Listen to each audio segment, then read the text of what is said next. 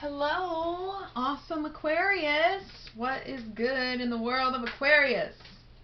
This is Taurus Does Tarot, and I'm here to do a mid-month check-in for all the signs. And this one's for Aquarius. Amazing. Okay. If you like my content, if you want to give me a like or comment for the content, subscribe, share, do whatever.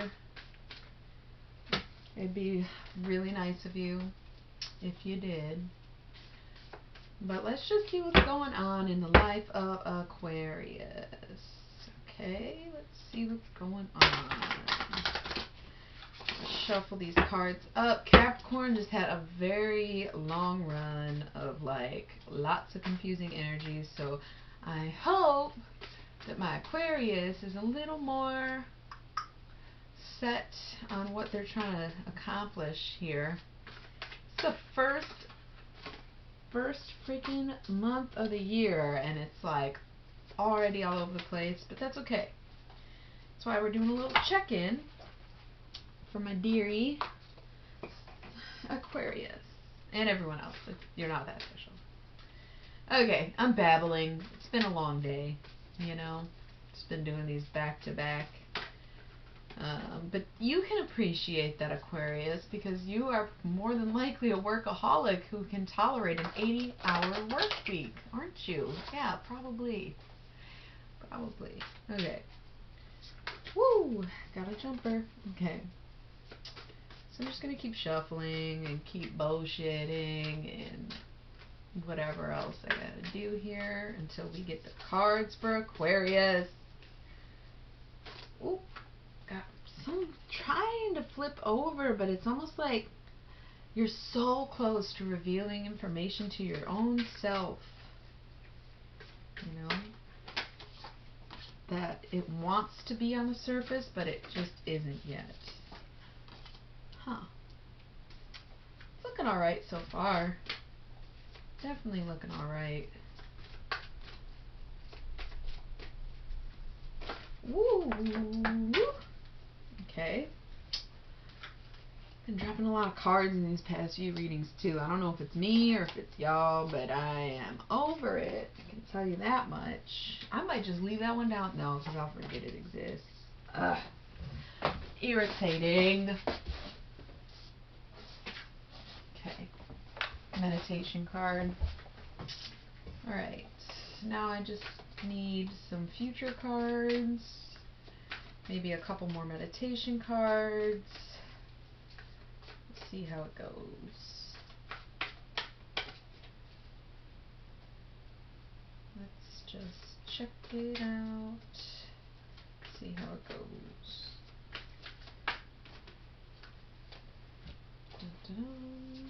Woo! Jumpy. Jumpy, jumpy, jumpy. Alright, Aquarius.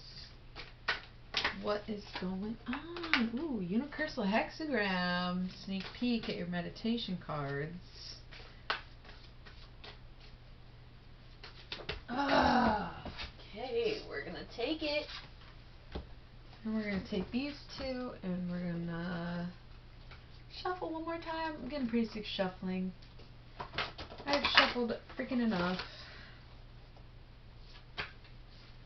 This whole video so far is just like a mood. What's up, Aquarius? Are you in a mood? Or what? Okay, give you the top card here. Alright, bottom of the deck is the Hermit. Big surprise. Okay, Aquarius, let's see what's going on with you. We have lust, we have pleasure, and we have the Hanged Man. Okay, so say you're in a relationship, you are obsessed with your partner, you're totally invested, you absolutely love this, you're enjoying the hell out of yourself.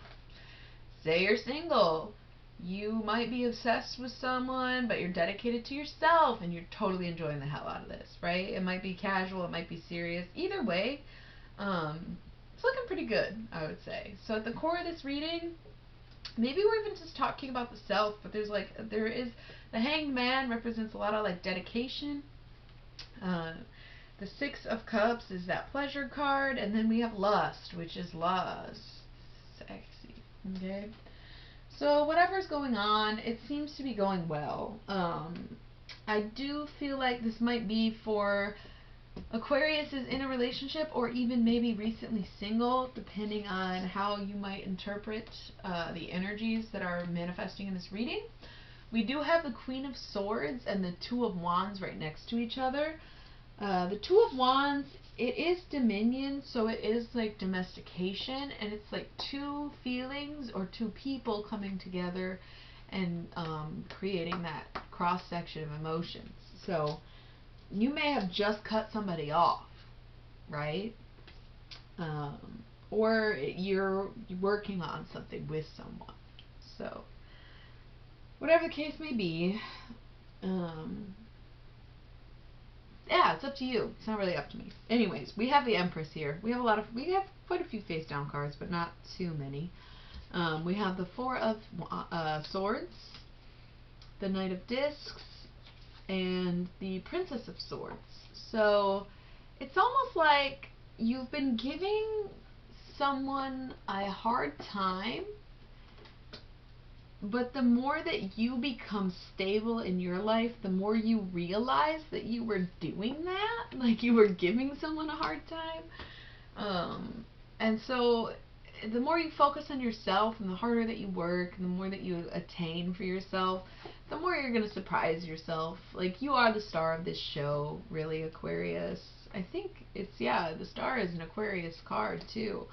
And then we have the Four of Cups, which is luxury. So you just want to, like, live large and be in charge. And I don't think there's anything wrong with that. You know what I mean? Don't let somebody else come along and make you feel inferior. Don't let them make you feel like you have to be a certain way or that you are being a bitch or something like that, you know, because it's just not true. You just want to do you. And anybody who wants to question what you do, they can get cut out of your life just like that. And you're good for that. You are good on your word. Like, you know that if somebody is messing with you that much, you will just, no problem. No fucking problem. So, you're doing alright. Let's see what's not on the surface. We have the Seven of Cups. What's up with that? We have the Debauch card. You feel like you've been crossed, and you're avoiding it. And I think that's why you have been in conflict with this person that you might be dealing with, or just in general being a little more aggressive. But you kind of like feel like you've been crossed by someone important to you.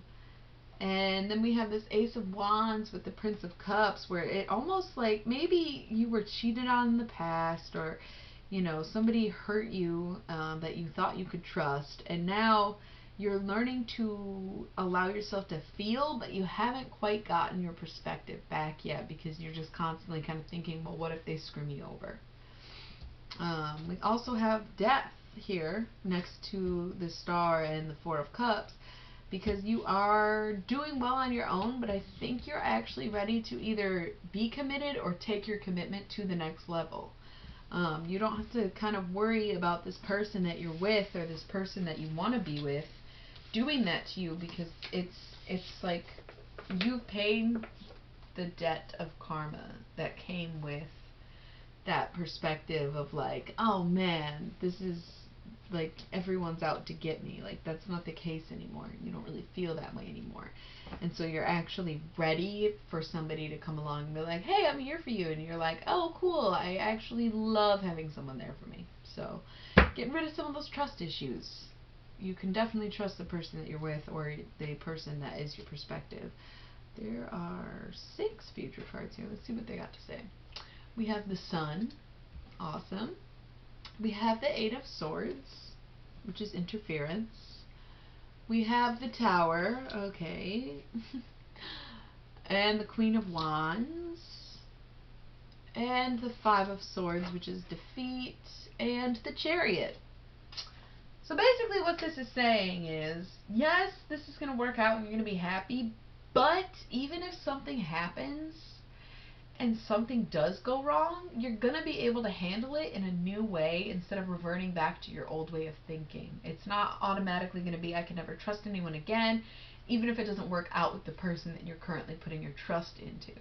So I think it's a positive. I don't necessarily think that this means your relationship is going to end in the future. It's just a matter of if it does, you'll know how to handle yourself and you'll kind of know what to do this time around. And then it'll be smooth sailing from there. I mean, you can invest and still not lose, you know? Check out your meditation cards. We have the Five of Wands, the Eight of Discs, and the Unicursal Hexagram. So you have prudence, strife, and divine connection. What is your meditation?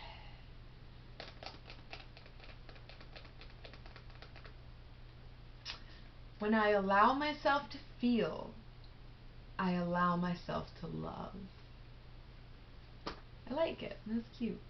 Alright, let's see what's going on in the work life of Aquarius.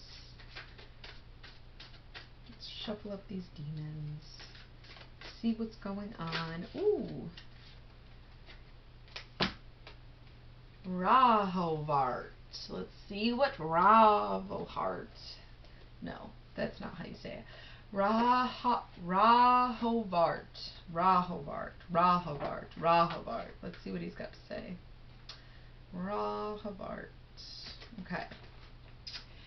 As an entry, the above is not much to be getting on with. Such a tiny mention seems like little more than a dead end or perhaps even a character of brief fiction. However, that Rahovart's basket is said to contain one type of soul is worth exploring. Surely there are souls far more worthy of hell than the curmudgeons, the ill-tempered? Murderers, liars, all manner of evil individuals seem worse than a surly person. But the fact is that we too often avoid and shun those who are grumpy, especially the elderly. Those angry individuals are often very lonely and harsh because they have years of practice at being alone and angry. Focus on seeing past the harsh armor of age and experience. Many sharp or grumpy individuals are simply harsh because life has taught them to expect the worst of others, so they show the worst of themselves first. If you work with elderly people, try to allow them to test your patience a little bit. See how far you can extend that patience for them. If you work somewhere where there's just a lot of older people, you're the youngest one in the office type thing, just let them feel like they have some sort of superiority over you. Even if you are the best at your job, they do have a lot of experience and they might be able to share some wisdom with you too. So that's all I got to say about that. I wish you luck with your love life and the elderly, apparently. See you at the next check-in.